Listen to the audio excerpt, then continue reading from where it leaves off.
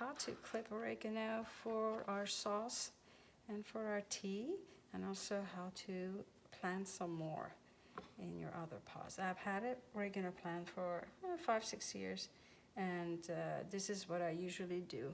I take a clipping. I'm going to show you a long one, and I have clipped it from where another set of leaves are coming out.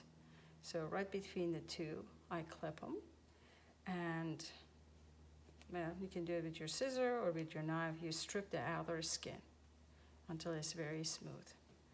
Okay. We have many other videos on how to grow your herbs, your flowers, take care of your house, create cozy corners on our House Resort YouTube channel. So look us up. Yeah, I'm sure you'll find something you enjoy watching or learning about. Okay, when it's nice and smooth, you just put it in some water.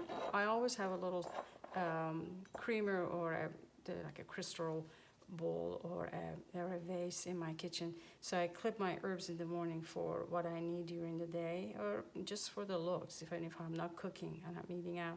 And I just leave my herbs in there. And when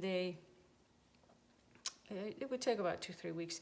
When they start, you can see it, when they start having tiny little roots coming out, it's time to put it in soil and make sure it's in there really tight. You don't want loosey-goosey roots in there because they won't sprout or they won't be strong plants. So, and how to harvest your oregano? Just hold the clipping in your hand as you see the leaves coming up and strip it down. See? Very easy. Strip it down. Just like that. This one didn't want to do it. I'll show you another one. Just strip it down like that. And just a teaspoon of it, and even in your hot tea, if you like to have a beautiful oregano flavored tea, you're tired of your tea, or you're making iced tea, just add a few of these leaves to your pot of hot water and your tea. Done. And the top part, you just clip it and use it just like that. Great. I hope you enjoyed this.